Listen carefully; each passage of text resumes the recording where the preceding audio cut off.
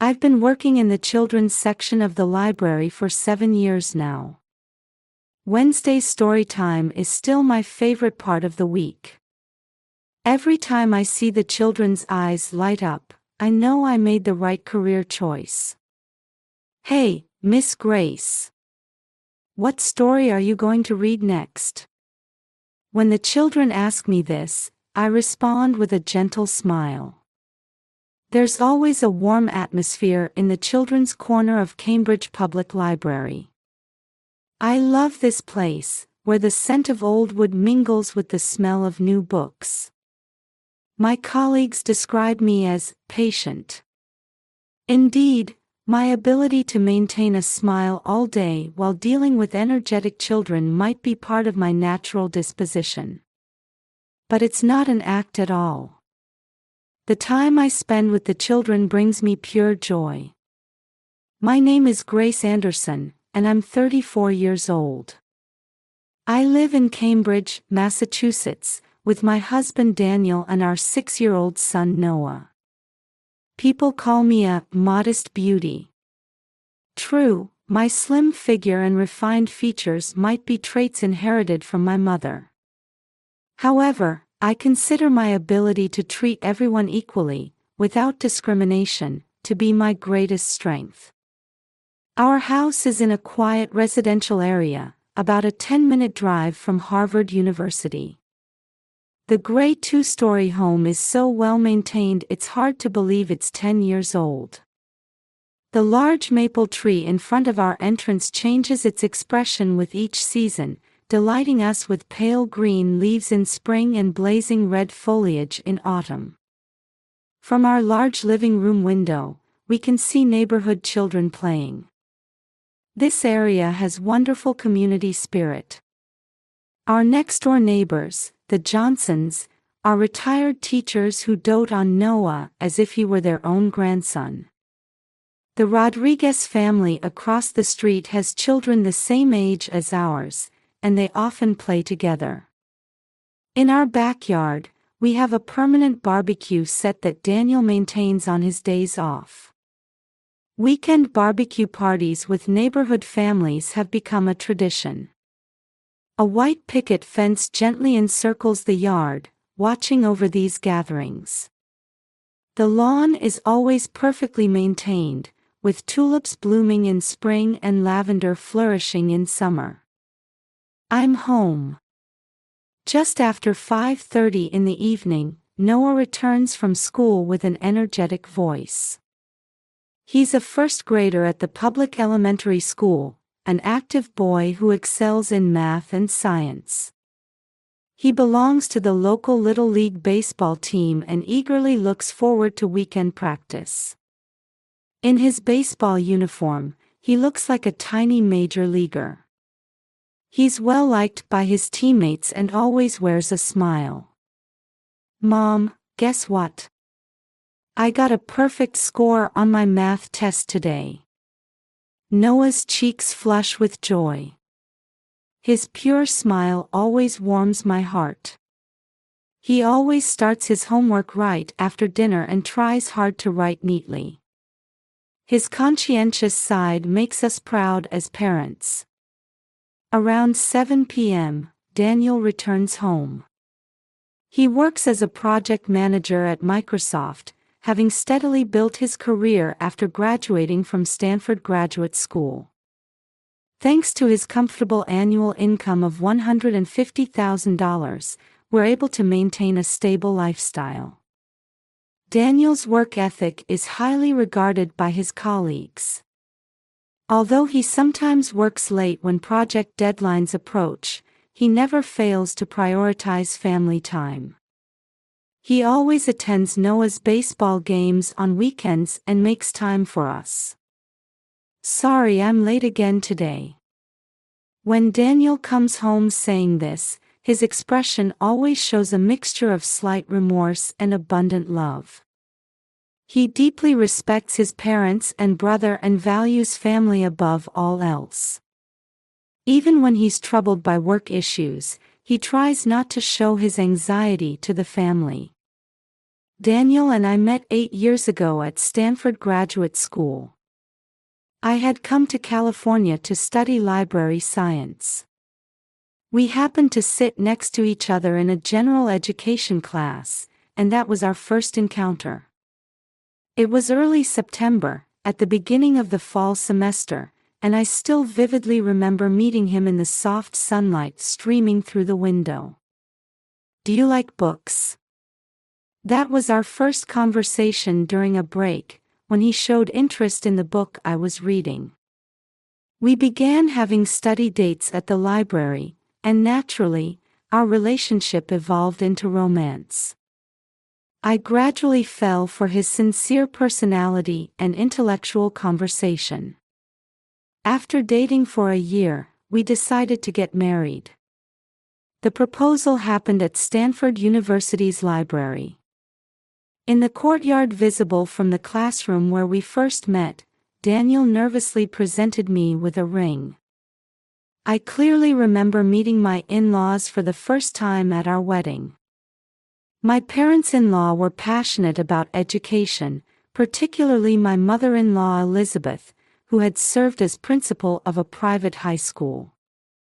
She was strict yet warm-hearted and welcomed me like her own daughter. My brother-in-law Matthew worked at a local bank and had a serious personality, while his wife Rebecca was cheerful by nature. I made a commitment to cherish my relationship with this new family. I never miss our monthly family dinners and always make sure to choose thoughtful gifts for my in-laws' birthdays and anniversaries. I especially enjoy conversations with my mother-in-law about education, which bring me great joy. We were living happily in these peaceful days, finding joy in daily small events and overcoming minor worries together. I believed this life would continue forever.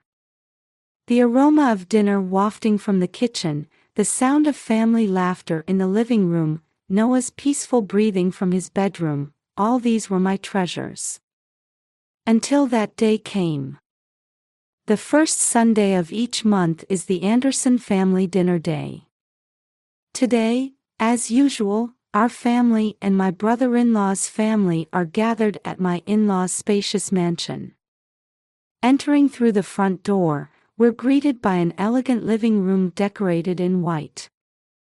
On the walls hang commendations from when my father-in-law Robert worked as a cardiac surgeon, and photographs from the high school where my mother-in-law Elizabeth served as principal.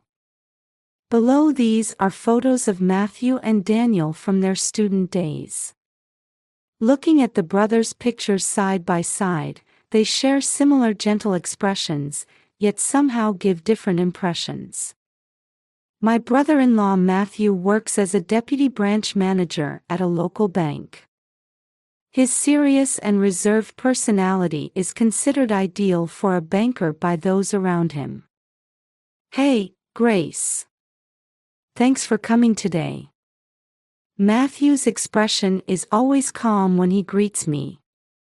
However, I sense something dark lurking behind his eyes. This darkness seems to intensify especially when Daniel talks about his promotions at Microsoft. On the other hand, Matthew's wife Rebecca is like sunshine personified. While being a full-time housewife raising 2 children, she also runs a small tutoring class from home. I hear she teaches English to neighborhood children, and her reputation is excellent. "Grace, I tried a new recipe today. Let me know what you think later." Rebecca's cheerful voice echoes through the room. Her sociable personality seems to complement Matthew's introverted nature. My brother-in-law's children, 10-year-old Emily and 8-year-old Jason, often play with Noah. Emily has inherited her mother's bright personality and takes classical ballet lessons. Jason has his father's cautious nature but rivals Noah in baseball, pushing each other to improve. "Noah, let's play over there." "Yay!" I'll show you my new baseball cards. While the children's energetic voices ring out, my father-in-law Robert sits in his usual armchair, drinking coffee. A former cardiac surgeon at Boston General Hospital, he still works as a part-time physician twice a week after retirement. This attitude sometimes seems less like passion for medicine and more like an attachment to social status. Daniel, how's work going? Any progress on that new project you mentioned? My father-in-law's voice carries a mixture of expectation and pride. Everyone in the family must notice his special affection for his second son, Daniel. He takes genuine pride in his son who graduated from Stanford Graduate School and achieved success in the IT industry. Beside him, my mother-in-law Elizabeth subtly keeps an eye on Matthew. As a former private high school principal with deep insight into education, she's a gentle yet strong-willed woman. Matthew, how are things at the bank? I hear the economy is gradually improving. Mother-in-law's question reveals her maternal concern for her eldest son's financial situation. She seems worried about the economic disparity that has developed between her two sons. The food on the table is always prepared jointly by my mother-in-law and Rebecca. Traditional roast beef with seasonal vegetables, these warm, home-cooked meals have become part of the Anderson family memories. Everyone, let's eat. At my mother-in-law's call, the whole family gathers around the dining table. The silverware gleaming against the white tablecloth represents the family's pride, passed down through generations. On the surface, it's a picture of perfect family harmony. However, the occasional glances and emotions hidden in words suggest something more complex. Particularly Matthew's reserved attitude seems to stem from something deeper than just his personality. Brother, I heard your recent proposal was well received. Daniel reaches out to his brother with care in his voice. Matthew responds with just a faint smile. His expression reveals complicated feelings toward his younger brother. Family dinners always last about 3 hours. Before we leave, mother-in-law never fails to confirm next month's plans. It's not just a habit, but rather a ritual to affirm family bonds. See you next month. Please take care. We nod at mother-in-law's words as we leave. As we get into the car, I thought I caught a glimpse of my brother-in-law's vacant expression in the rearview mirror. Surely, it was just my imagination. At least, that's what I chose to believe at the time. On a mild Saturday in May, our backyard was bustling from early morning. Today is Noah's 6th birthday party. I had been checking the weather forecast frequently since the day before, and fortunately, the sky is clear. Shall we put the balloons here? Rebecca suggests, holding blue and white helium balloons. She had been helping with decorations since the previous day. Under the white party tent, blue tablecloths are already laid out, adorned with sparkling star decorations. Yes, that's perfect. They're Noah's favorite colors. As I respond, Rebecca calls Emily and Jason to help arrange the balloons. The children run around happily, helping to decorate the yard. Surprisingly, Matthew seems the most enthusiastic. He volunteered to arrange the cake this time. My usually reserved brother-in-law had specially ordered a cake from a renowned patisserie in the city, saying, "It's a special day. Don't worry. I'll take responsibility for getting the perfect cake." I was truly grateful for those words. It was rare to see my usually reserved brother-in-law so proactive. Surely it came from a genuine desire to celebrate his nephew's birthday. Daniel was in charge of setting up the yard. With his meticulous personality, he checked everything from the safety of play equipment to preparing the barbecue grill. I was in the kitchen preparing finger foods that I knew the children would enjoy. We invited about 30 guests, family members, Noah's school friends and their families, and close neighbors. Since moving to this neighborhood, we've maintained excellent relationships with our neighbors, who gladly accepted our party invitation. "Mom, are my friends coming soon?" Throughout the morning, Noah keeps asking excitedly. Dressed in his new baseball uniform, his eyes sparkle with the joy of celebrating his birthday. At 2 p.m., the first guests arrive. My in-laws, Robert and Elizabeth, appear more dressed up than usual. Especially my mother-in-law seems genuinely excited about her grandson's birthday. "Happy birthday, Noah. This is a special present from Grandma." The package my mother-in-law presents contains a high-end telescope.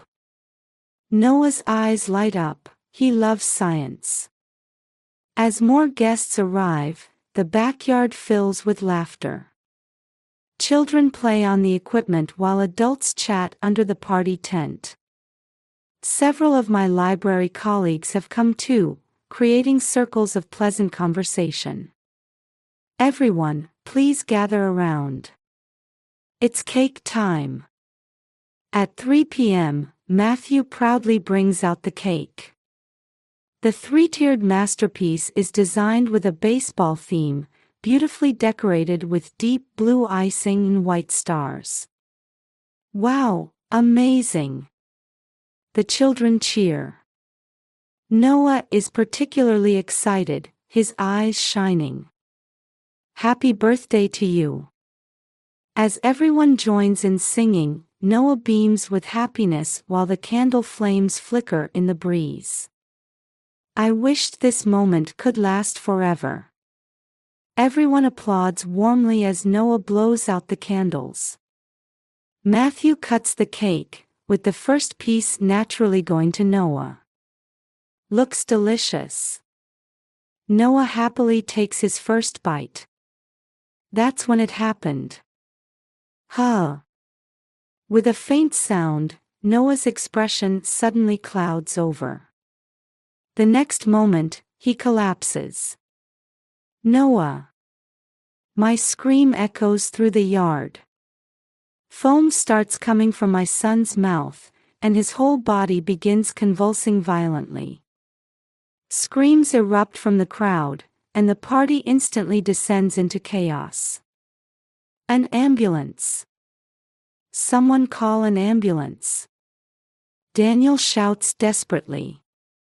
My father-in-law Robert immediately rushes to Noah's side, beginning emergency treatment with a doctor's calm judgment. "He's conscious." "But this is..." My father-in-law's expression grows severe. I could only hold my son's hand with trembling fingers. Someone calls an ambulance, and sirens approach. As party decorations sway in the wind, my son continues to breathe with difficulty. I never imagined this special day would end like this. My mind went blank, and all I could do was keep calling my son's name. "Noah! Noah!" With sirens wailing, we headed to Boston Children's Hospital. In the back seat, holding Noah's hand tightly, I prayed desperately. Through tear-blurred eyes, I watched the paramedics administering medical treatment. Seizures continuing. Consciousness level dropping. My heart constricts at each call from the paramedics. Upon reaching the hospital, Noah is immediately rushed to the emergency room. The sound of the stretcher racing down the white hallway still echoes in my ears. Daniel fills out necessary paperwork, occasionally looking up at the ceiling with deep sighs. Noah, hang in there. As I whisper these words outside the treatment room, my father-in-law Robert quietly responds. I used to work at this hospital. They have the best medical team. Let's trust them and wait. Though his words carried strength, even the former cardiac surgeon's face showed unusual concern. Family members gather at the hospital one after another. My mother-in-law Elizabeth embraces my shoulders, while Rebecca sits quietly in a corner of the waiting room with Emily and Jason. And Matthew, only he seems restless, pacing back and forth across the waiting room. Mrs. Anderson. A young resident approaches us. A stethoscope peeks out from his white coat pocket. We have the initial test results. Dr. Thompson, the chief of emergency, will explain in detail. Please come to the treatment room. At these words, Daniel and I exchange glances. During the hours of emergency testing, none of us had spoken a word. The clock hands seemed to move unnaturally slowly. Around 8 p.m., Dr. Thompson enters the room with the test results. His name tag gleams under the fluorescent lights. He appears to be in his mid-50s, an experienced physician. His quiet demeanor conveys the tension of someone about to deliver serious news. Dr. Thompson slowly takes a seat. His movements suggest the weight of what he's about to say. Mrs. Anderson. He looks straight into my eyes and presents a test result. His hand appears to tremble slightly. Do you understand what this shows? The doctor's voice echoes in the quiet room. The test result paper shows complex graphs and numbers. My hands shake. Please look at this area marked in red. The section Dr. Thompson points to shows numbers that shouldn't be possible. These are the results of toxicology tests. His words send chills down my spine. We found large amounts of psychotropic drugs in your son's blood. This concentration. The doctor pauses for a moment, choosing his words carefully, then continues, cannot be explained by accident. I'm sorry, but under these circumstances, we must notify the police. At that moment, my knees give way. Daniel leans against the wall, covering his face with both hands. Events moved rapidly after that. Police arrived at the hospital and began their investigation. A room in the severe pediatric ward suddenly became the center of an investigation. Home security camera footage was reviewed, and all party attendees were interviewed. The cake's production process was particularly scrutinized. Every step from ordering at the patisserie to delivery was thoroughly investigated. Then, they began tracking how the drugs were obtained. Veteran Detective Johnson led the investigation. His sharp gaze suggested he had grasped something important. 3 days after the incident, a shocking truth came to light. Matthew Anderson, you are under arrest. The police officer's voice echoes through the hospital hallway. My brother-in-law was arrested as a suspect in the attempted murder of his own nephew. During interrogation, the whole truth emerged. Deep-rooted jealousy toward his brother since childhood. State University versus Stanford, $70,000 versus $150,000 income difference. The disparity in parental affection. Everything had eaten away at his heart. Furthermore, the existence of $500,000 in debt came to light. Liabilities from failed real estate investments. Persistent harassment from debt collectors. Backed into a corner, he made his final, devastating choice. And most shocking was his confession of twisted feelings toward me. From the moment I met Grace at my brother's wedding. In the interrogation room, Matthew kept talking with his head down. My perfect brother got a perfect wife too. I couldn't stand it. Why did Grace, who was kind to everyone, become my brother's wife? At these words, I covered my mouth with trembling hands. I hadn't noticed. Or perhaps I hadn't wanted to notice. My life was always in my brother's shadow.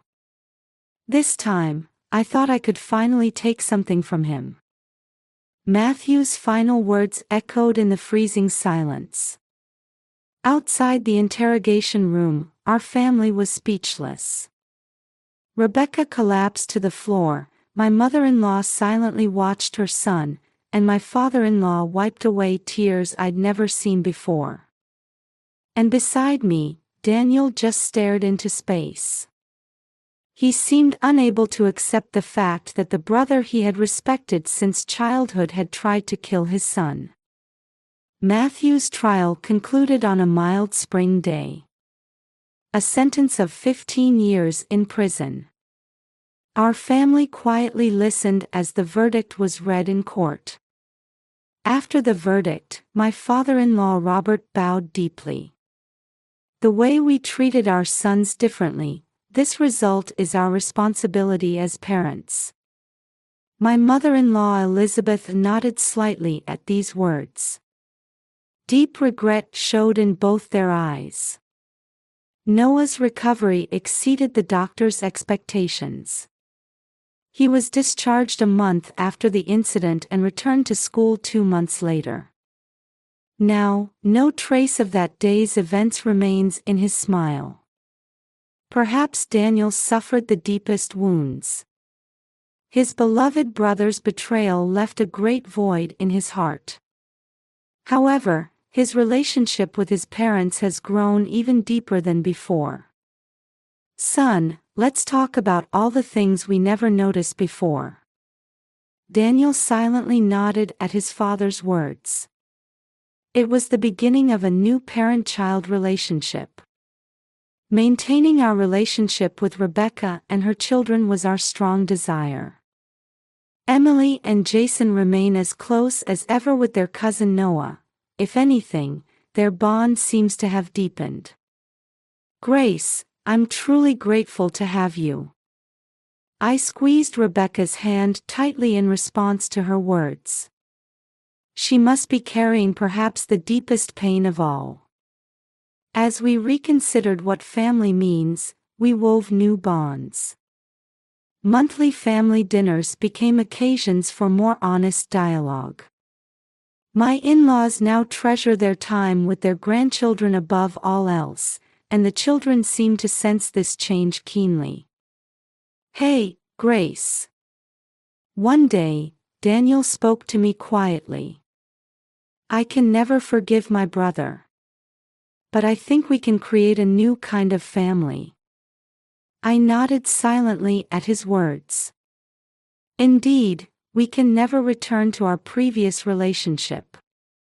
But perhaps through this ordeal, we learned the true meaning of family. The tragedy of that day will never disappear. Still, we continue walking forward, carrying our wounds. Sometimes we pause and sigh deeply. But each time, someone in the family gently places a hand on our shoulder. I think this is the shape of our family now. 5 years have passed, and we still live in our Cambridge home. The maple tree in the backyard has grown larger, its branches creating richer shade than before. Noah is 11 now. He's the ace pitcher on his middle school baseball team and recently won the district championship.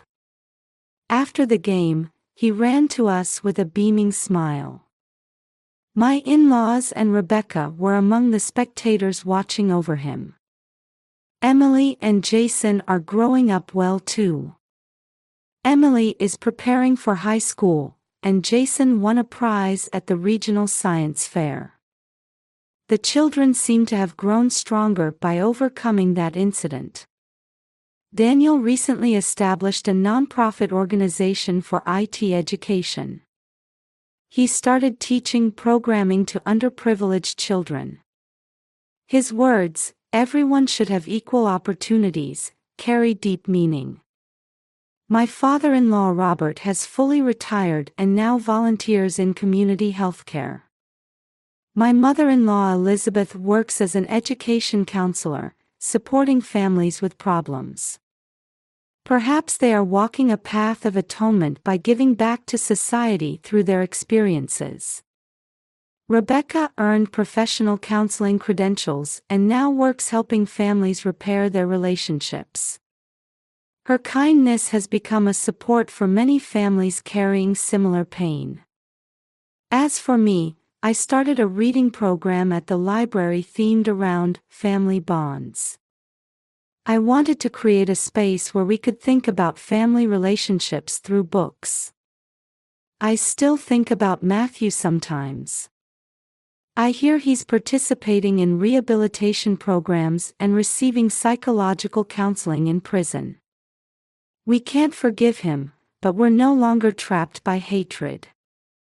Maybe that's what we learned from this ordeal. Sometimes, standing in the backyard at dusk, I remember that day. But now, even those memories can be accepted as experiences that have made us stronger. Life sometimes presents us with cruel trials. But through these trials, we learn the true meaning of family. Perfect families don't exist. What's important is acknowledging each other's imperfections and supporting one another as we walk forward. Now, a new season's wind blows outside. The maple leaves sway gently.